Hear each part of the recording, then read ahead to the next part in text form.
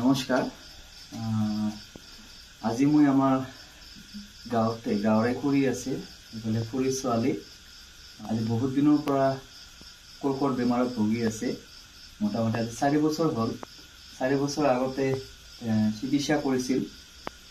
আৰু চিকিৎসা কৰোঁতে বহুত ধন প্ৰয়োজন মাটি বাৰী যি আছে সকলোখিনি বিক্ৰী কৰিছে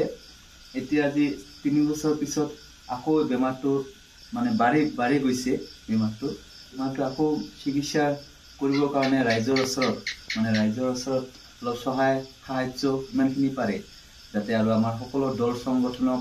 সকলোৱে ৰাইজে যাতে কিবা সাহায্য কৰি ভণ্টিৰ যাতে ভালকে ট্ৰিটমেন্ট কৰিব পাৰে আৰু ভণ্টিৰ এফালে মা আছে আৰু ভণ্টিৰ দেউতা নাই ভাই ককাই নাই ভণ্টি খুৰীৰ দুজনীয়া ছোৱালী তাইৰ বিয়া হৈছে চালাঘাটিত সিহঁতৰ